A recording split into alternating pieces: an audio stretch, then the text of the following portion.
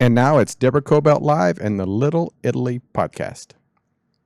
Hi, everybody. Thank you for joining us today on Deborah Kobylt Live and our Little Italy podcast. I'm your host, Deborah Zara Kobylt, and joining me is Anna Harsh. I'm so excited to have you on. Thanks for joining us, Anna. I'm honored to be here.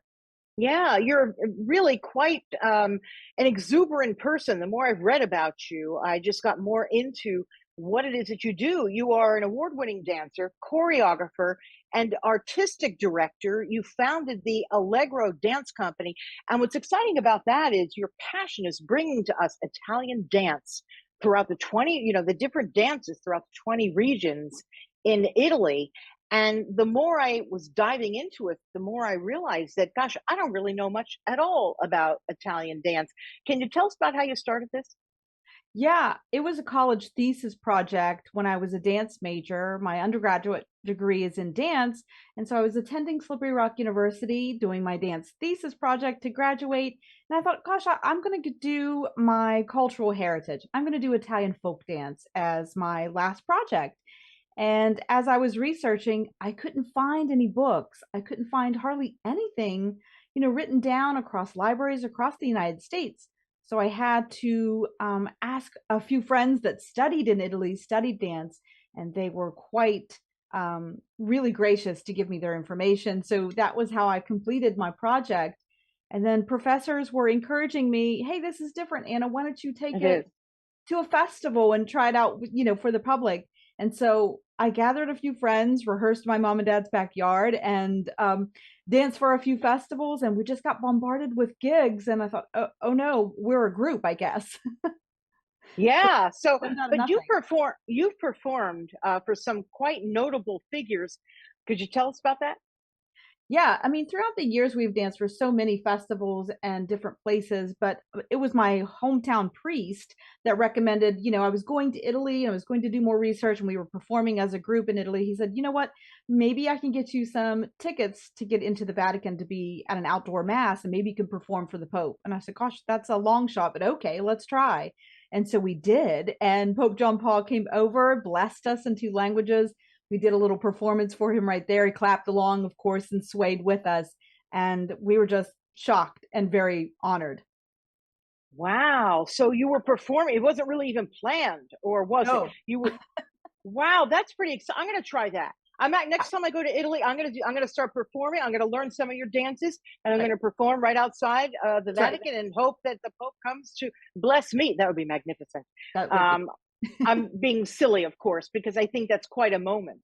Quite Yeah, a oh my goodness moment. We've got something going here, right? right. Right. It's a pinch me moment. I mean, that was definitely on my vision board, to at least see the Pope in person when I was in sixth grade and made that vision board that we all make, those dreams. Yeah. And everything on that board so far has come true. So I'm starting a new vision board for the future. Yeah. Oh, absolutely. You must. So you come from an artistic family, right? Tell us about the arts that your family is involved with. And then, of course, tell us where they're from in Italy. We want to know the whole package. Yeah, I mean, my grandparents all came from Calabria, the bottom of the boot, the toe of the boot. And so all four grandparents came from Calabria, had arranged marriages and came in the early 1920s and established themselves in West Virginia and worked in the coal mines. They both my Wow. grandfathers played mandolins and sang. And of course, my parents loved music. And then, as we started digging into our heritage and genealogy, we found out that on my mom's side, over 500 years worth of generations have been artists, singers, dancers, Wow. musicians. Yeah, so it runs in our blood, it's in our DNA. Yeah, that's magnificent. As you started doing your research in the various regions, did you look up local people that were there? Did you go into dance halls? Like, how did you do this? Plus, I know that you may not be fluent, or were not fluent in the language at the time, so that wasn't so easy, right? It's not easy. I'm still studying my Italian. I'm not the best at it. I'm really messy with it, but I'm practicing. And that's what my family tells me in Italy: keep practicing, you're doing great. Yeah, we yeah. you know we understand each other, but it's friends of friends, that kind of guide me. Oh, hey, I know someone that teaches, or hey, let's try this dance studio. And so I've learned to find these people in different ways. And yeah, I've studied in 4 or 5 different regions now with beautiful instructors, amazing teachers that not only teaching me the steps and the dances, but the heritage and the history behind it, the stories that go along with the dances, that the dances tell these stories, and they're so beautiful and so amazing. And some are dating back over 2,000 years. Wow, can you give us one or two as an example, would you?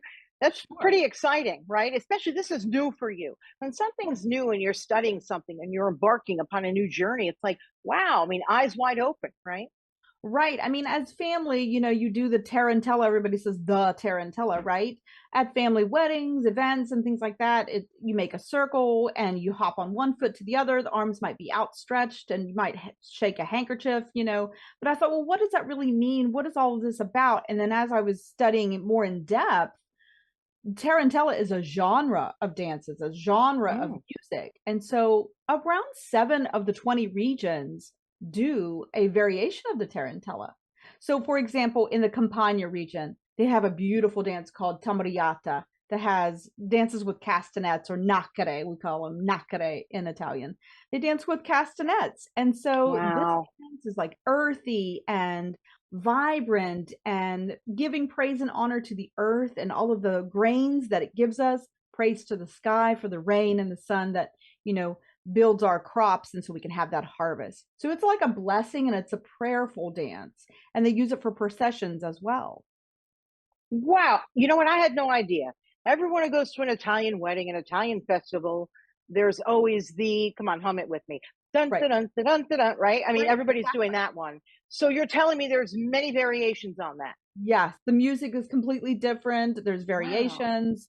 I even have a drum that I bought recently in Puglia that it's handmade, and I'm learning how to play that properly now. It's called a tamburo, a drum. So tamariata is a dance of the drum. That's what it was originally Wow. called, and tamariata is the name of the dance and the rhythms. So I got a chance to really study and dig deep into that, and not only that, but just the heritage and the surrounding heritage and history around each region that really affects how I understand the dance. Well, what was going on in history at the time?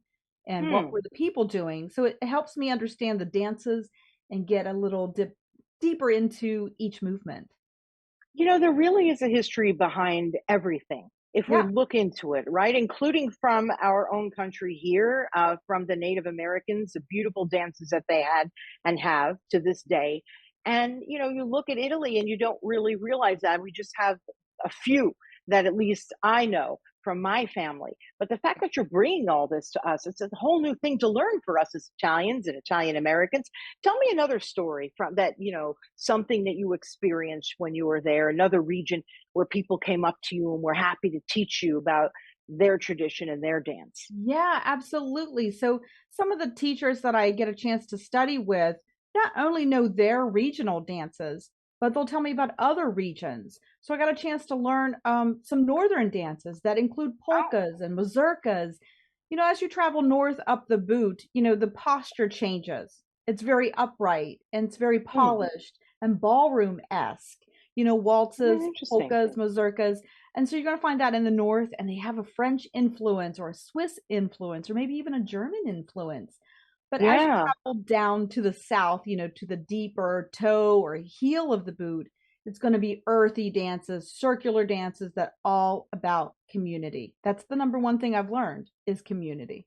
Yeah. Yeah. I mean, it's such a varied country, right? It really is from north to south, just as you described it. Earthy in the south, a little more maybe polka-ish, which would make complete sense as you get further north. Do they all sort of coincide nicely? Do they honor each other's dances or how does that work? Yeah, I think so today. Some of the teachers that I've studied with do travel extensively. They go to other countries as well, but they'll travel up to different regions and give workshops now. And I see that people are embracing it and dancing in the piazzas outside. So I think people just want to celebrate being Italian. It doesn't really matter what region you're from. I think that's why I kind of related to it as well. Well, what does it mean to be fully Italian? Just not from your own region, but The whole country. What does the whole country embrace? How do we go from head to toe, literally, and find out what's the food like? What is the wine like? The music, the dance, the artwork, and why it has those influences, maybe from different regions and countries that sprinkle into each region. It's interesting. You need to connect with Stanley Tucci because he does this through food, and you're Yeah, doing this through dance. We need to get you in touch with him, right? Because that's yeah. pretty extraordinary. This is exciting. It's very lively. I like that you've done that. So through your travels, right? How long do you usually stay in Italy when you're going to study a particular dance?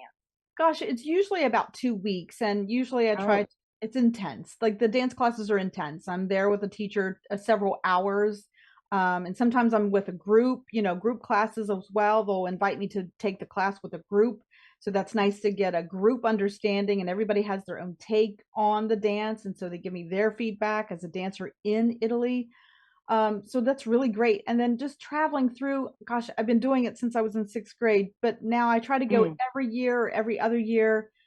As long as I can afford it, I'm going back and studying some more. But thankfully, we have Zoom like we're doing today. I can always keep in touch with dance teachers there, and they'll give me feedback on what I'm doing here.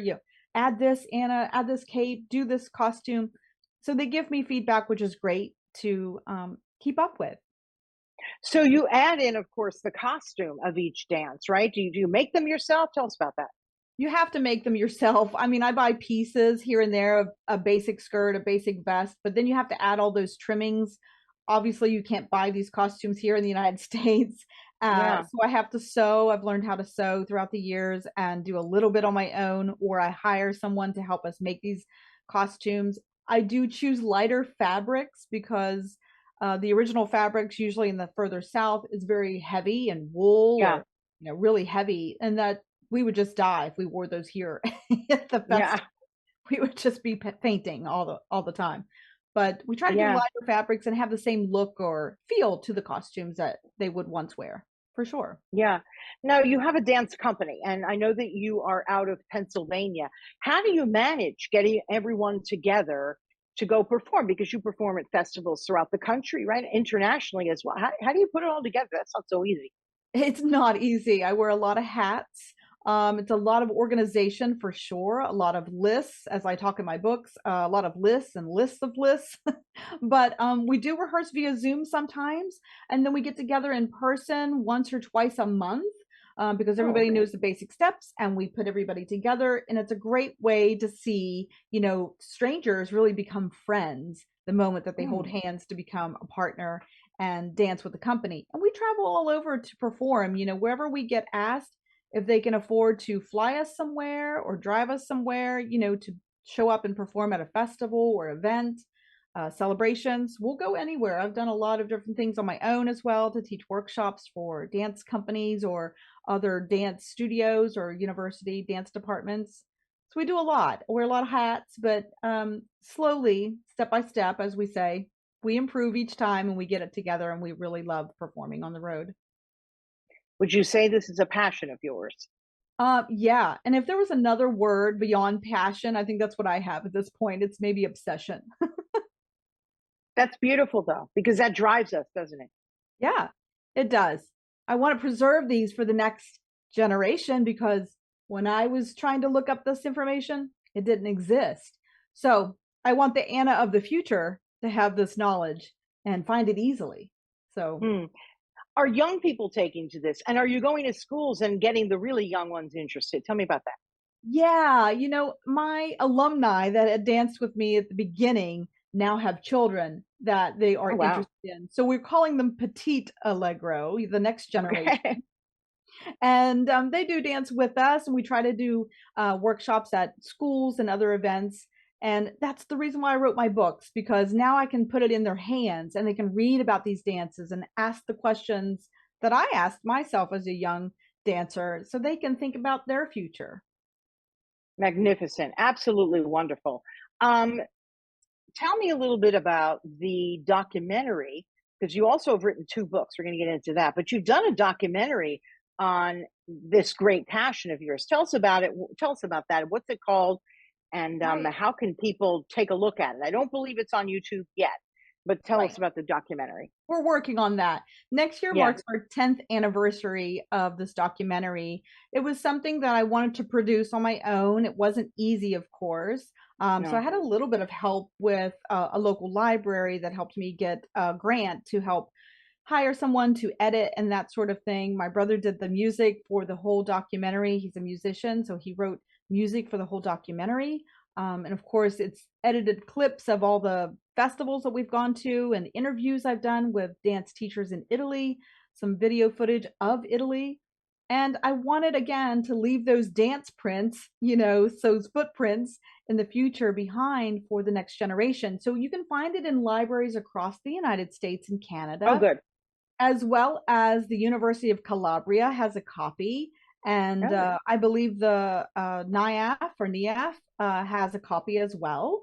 So I am trying to get it out there and into schools and into universities, but you can request it from me, and I'll send you a digital copy so that you can show it to your students or show it and have it in your libraries and locally across the United States for sure. I love that. Well, what's the name of the documentary for people who want to look it up? Yeah, it's called La Danza, Bridging Time Through Dance. Beautiful. And your book, you've written two books. One of them is called La Danza, Conflict, Passion, and Healing. Yeah. Your other book, which is online, is The Italian Dance Quest. Now, this one, the paperback version, Conflict, Passion, and Healing. What is that about? Is that about healing through dance? Tell us. Yeah, those were the themes that I kept finding or coming across when I was studying these dances from the South. So if they might have been about battles. There's a Tamariata Mm, variation that is about a battle. It wow. could be about passion that you have for one another. That's the pizzica from Puglia, that tarantella.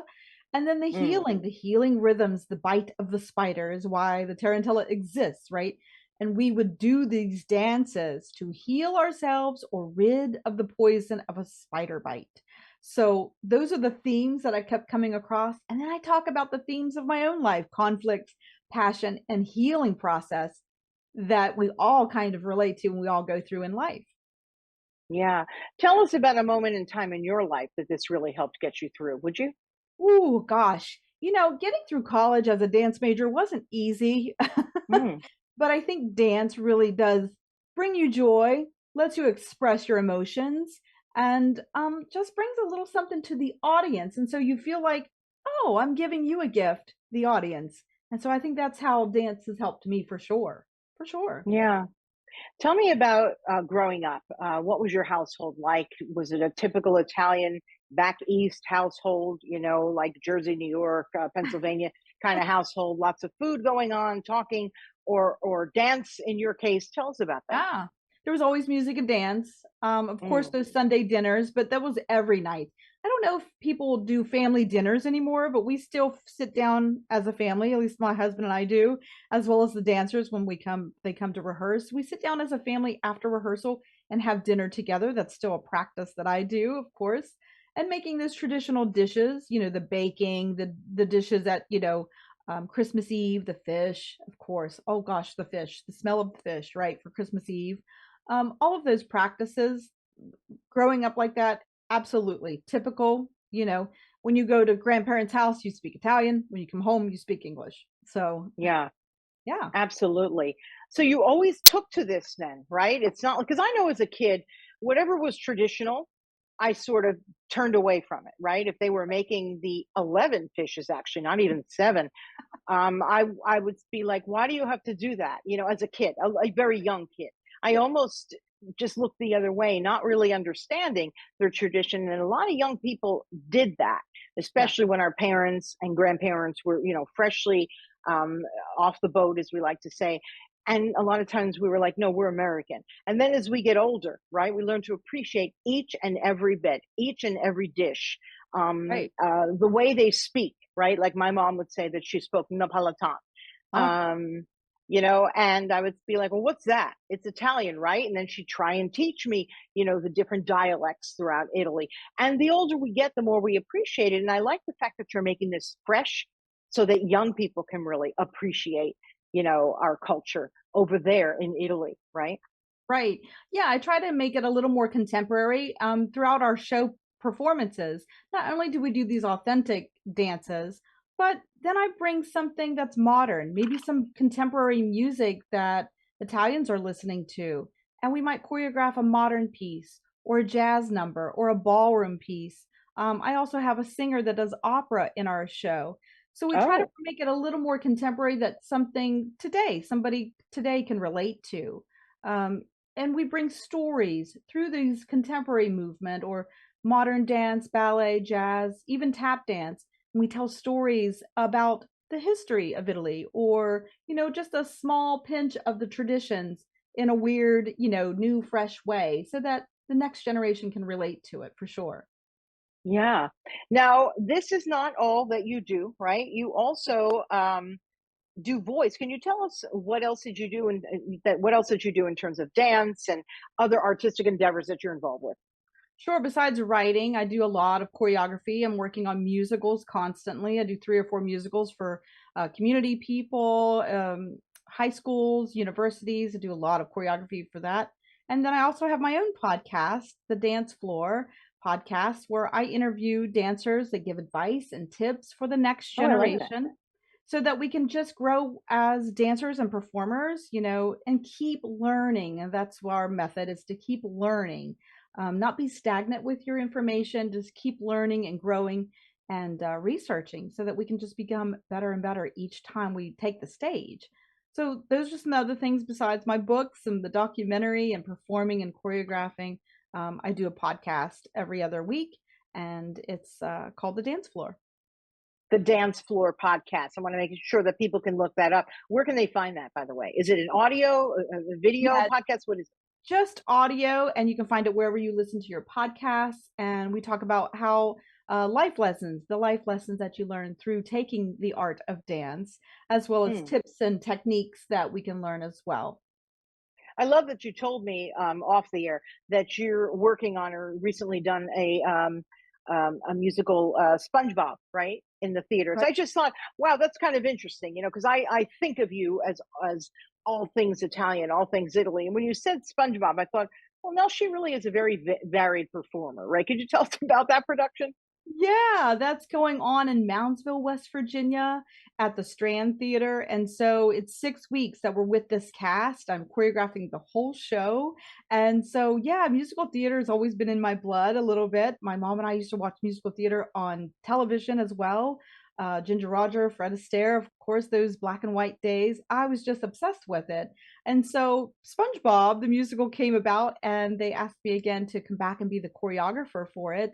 And I was thrilled because it has so many different dance styles that I'm tapping into: jazz, hip hop, tap, everything, chorus line, like you name it. There's different dance styles in this musical. So I get a chance to really wear lots of hats as a dancer and choreographer, and make the show just fun and amazing for families to come out and enjoy for sure. Do you have a bucket list, like something you really, really want to do or really want to perform? You want to perform for or perform at? Is there anything you'd just love to do? Yeah, I think next year, and I think it's going to come true. I'm hoping, but I think I'm going to go Mm. back to Italy and perform in Italy again, with some new dance teachers that I've embraced and made friends with. And so I think we're going to do a show together, and possibly have me in their show. So that's one of the things. And then I'm working on, of course, more writings in the future, and then a conference that I'd like to take across the United States, where I can teach others to become teachers of these different tarantellas and different Italian dances, so that they can pass it on to the future. And so it never dies in our country. We can keep doing these dances into the future. I mean, they're thousands of years old. We can't let the ball drop now, right? No, but because of the history that you put behind this, it'd be great for you to get in touch with some of the Italian American museums that are. I know we have a terrific one here in Los Angeles, Right. over in New York. I believe Yeah. there's one in New Orleans. They're sort of everywhere. So I'd love to see you, get in touch with some of those folks there to preserve the history there, and maybe perform there too. That'd be great. Oh, that would be wonderful. Presenting and doing some workshops. Absolutely. I mean, that's where it should live, right? We should have our Yeah. history museums, do a little bit of research on my group. And then I would love to offer the documentary, the books, and they can put it in their museum as well to be on display and have it access to the public. We have been Yeah. honored at my own hometown in Clarksburg, West Virginia, their history museum. In fact, the mayor gave me this proclamation behind me, um, Oh, declaring, Allegro Dance Company Day, and we celebrated last year our 30th anniversary. So the mayor of wow. that town honored us as the company, and I got a chance to put some of our things on display at that history museum. So that was really an honor and great fun. Oh, I love your attitude. I love your spirit with preserving this for the rest of us. I really do. So I really appreciate you joining us. Is there anything else you'd like to add? You'd like people to know about you and about Allegro Dance Company and everything that you're doing? Sure, you can always visit our website. My personal website for the books is annaharsh.com. And then if you want to learn more about the company, allegrodancecompany.net is where you can learn about the company and invite us to come and perform wherever you are in the country and learn these dances. Don't wait until next year. Do it today because they are disappearing. Yeah, they are. And not only is it fun for young people, but I can only imagine for older people who might be familiar with these dances, right? That would be really special to see them getting up and going because, moving your body just, it's a happy thing to do, right? Yes, I mean, these dances were built to heal you. So Mm. why not take advantage of those, benefits and becoming a community, holding hands with somebody else in the community, understanding another culture, whether you're Italian or not, is part of learning, right? To understand one another and why we do these things, why we dance this way, why we cook this certain dish. Understand different cultures is really interesting, and we all need those flavors in life to survive. Yeah, and it's great to know the connection. It really helps to heal us. I believe that. I do. Yeah. Well, thank you so much for joining us, Anna. I Thank appreciate it. you. And please look up Anna on her website on social media as well. You want to give a shout out to your handle on social media, or I think you have two of them. Yeah, you can follow me at Tambourine Chronicles. You'll see all things Allegro there, as well as my books, documentary, and the Dance Floor podcast for sure. Absolutely. Wonderful, wonderful to have you finally on our show. I know we've tried to connect for quite some time and it worked out. I'm thrilled. So, Anna Harsh, thank you very, very much. And you can find my interview with Anna on YouTube, Facebook, and then we post promos on our Instagram. And then, of course, as an audio podcast, you'll find us wherever you get your podcasts, whether it's we're on iHeart, we're on Apple, and just any place else, including Spotify. Just look us up. Little Italy podcast and Anna Harsh, and of course, Deborah Kobylt Live podcast with Anna Harsh. So thank you very much, Anna, and thank you to our audience for joining us. Please tell your friends and reach out to Anna. We'll see you next time. Bye bye. Ciao.